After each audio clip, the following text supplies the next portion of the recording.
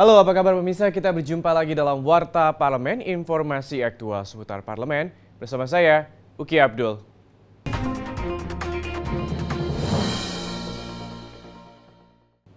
Warta Parlemen kita awali dengan informasi dari Komisi 2 DPR RI terkait rencana penambahan komisioner Komisi Pemilihan Umum dan Badan Pengawas Pemilu. Komisi 2 DPR RI berharap penambahan jumlah komisioner KPU dan Bawaslu dapat mensukseskan pelaksanaan pemilihan umum, anggota legislatif, serta pemilihan presiden dan wakil presiden yang dilaksanakan serentak pada tahun 2019 mendatang. Kita simak informasi selengkapnya. Ditemui usai pengesahan 7 anggota Komisi Pemilihan Umum atau KPU dan 5 anggota Badan Pengawas Pemilu atau Bawaslu terpilih di ruang rapat paripurna Nusantara 2 DPR RI baru-baru ini, anggota Komisi 2 DPR RI Rambe Kamarulzaman mengatakan perlunya penambahan kualitas sumber daya yang ada di KPU dan Bawaslu untuk mempermudah tugas dari KPU dan Bawaslu. Rambe menambahkan mekanisme terkait rencana penambahan komisioner KPU menjadi 9 atau 11 orang dan komisioner Bawaslu menjadi 7 orang, sedang dibahas oleh Pansus Rancangan Undang-Undang Pemilu. Bisa komisioner KPU, makanya kita ide ada untuk menambahnya komisioner KPU ini dari 7 menjadi 11. Agar wilayah, ini kan kita pemilu serentak untuk NKRI semua.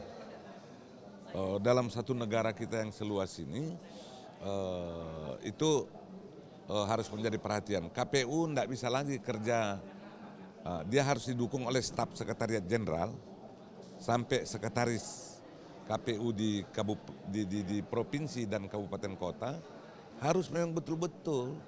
Sementara itu, Wakil Ketua Komisi 2 DPR RI Ahmad Riza Patria berharap anggota KPU dan Bawaslu terpilih dapat terus meningkatkan integritasnya dan membangun komunikasi yang baik dengan mitra kerja agar pelaksanaan pemilu 2019 yang akan datang dapat berlangsung dengan lancar. Riza Patria juga menilai rencana penambahan komisioner KPU dan Bawaslu sangat relevan dengan tugas dan tanggung jawab KPU dan Bawaslu atas kelancaran pelaksanaan pemilu serentak 2019. Memang ada pilihan tadinya apakah menerima seluruhnya, memilih sebagian atau menolak. Akhirnya kami bersepakat, kita pilih 7 dan 5 yang terbaik. Nanti kita bisa isi lagi 4 untuk KPU menjadi 11, tambah lagi 4 menjadi 9 untuk Bawaslu. Dari calon-calon yang kita anggap memiliki kualitas juga yang lebih baik kalau bisa, tidak kalah baik dari yang sekarang dipilih setelah undang-undang selesai. Sanika dan Heri TVR Parlemen melaporkan. Kita beralih ke informasi selanjutnya, mengingat masih tingginya angka kematian ibu melahirkan dan bayi saat proses persalinan di Indonesia.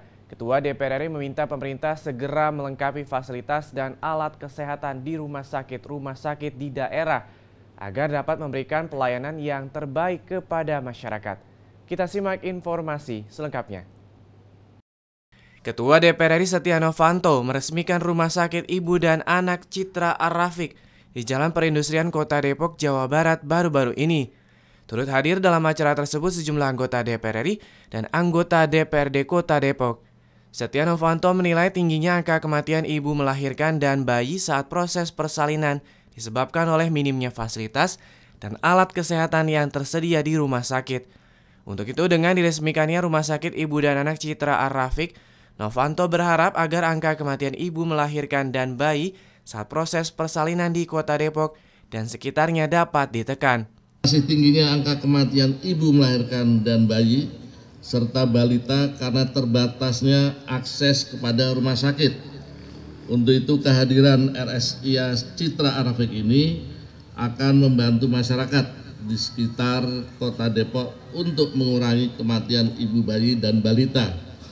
Dengan peralatan serta fasilitas kesehatan yang lengkap dan modern, Rumah Sakit Ibu dan Anak Citra Ar-Rafiq ini diharapkan dapat menjadi mitra pemerintah dalam memberikan pelayanan kesehatan kepada masyarakat dan menekan angka kematian ibu melahirkan dan bayi baru lahir di Kota Depok dan sekitarnya. Selaku Ketua DPR RI, saya menyambut baik dan memberikan apresiasi setinggi-tingginya kepada keluarga almarhum Bapak Haji Ar-Rafiq yang telah memberikan Rumah Sakit Ibu dan Anak di daerah Depok. Farhan Fajar Ilhami, TVR Parlemen melaporkan. Kita ke informasi terakhir pemirsa terkait putusan Mahkamah Konstitusi nomor 85 tahun 2013 yang membatalkan Undang-Undang Nomor 7 Tahun 2004 tentang sumber daya air, Komisi 5 DPR RI melakukan diskusi dengan para pakar dan seluruh pemangku kepentingan dalam rangka revisi Undang-Undang Nomor 11 Tahun 1974 tentang pengairan. Kita simak informasi selengkapnya.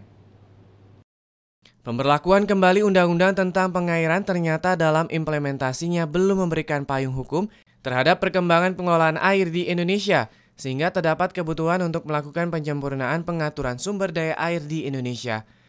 Ketua Komisi 5 DPR RI Fahri Jemi Francis mengatakan, Komisi 5 berinisiatif menyusun rancangan undang-undang sebagai pengganti Undang-Undang tentang pengairan untuk menindaklanjuti putusan Mahkamah Konstitusi Nomor 85 PUU 11/2013, yakni dengan mengadakan studi akademik dengan berbagai kampus dan stakeholder terkait dengan putusan Mahkamah Konstitusi tanggal 18 Februari 2015. Mahkamah Konstitusi mencabut Undang-Undang Nomor 7 Tahun 2004 tentang sumber daya air dan memberlakukan kembali Undang-Undang Nomor 11 Tahun 1974 tentang pengairan. Yang pertama, kita sepakat bahwa air itu dikuasai oleh negara dan dimanfaatkan sebenarnya diprioritaskan untuk rakyat banyak, ya. Dalam hal pengolahan dan juga dalam hal pengusahaan berkaitan dengan sumber daya air itu mengacu juga berkaitan dengan aspek lingkungan hidup, ya. Keberlanjutan lingkungan hidup itu menjadi sangat penting. Untuk menindaklanjuti putusan Mahkamah Konstitusi tersebut, anggota Komisi 5 DPR RI Joni Rolindrawan mengatakan, Komisi 5 membagi 4 kelompok untuk mengadakan fokus group discussion dengan beberapa universitas dan pemangku kepentingan lainnya. Tujuannya adalah untuk menyerap apa yang menjadi masukan-masukan dari para pemangku kepentingan. Hak air untuk masyarakat itu memang harus betul-betul dilindungi. Kemudian negara juga memang betul harus menguasai gitu ya. Kemudian pengelolaannya, pemanfaatannya itu juga dikelola oleh BUMN atau BUMD, apabila lebih baru boleh ke swasta. Kemudian pemberian izinnya juga tidak sembarangan gitu. Dari Provinsi Nusa Tenggara Timur, Ade Ardiansyah, TVR Parlemen melaporkan. Pemirsa, demikianlah Warta Parlemen edisi kali ini. Sampai jumpa pada Warta Parlemen berikutnya. Terima kasih atas perhatian Anda. Wassalam.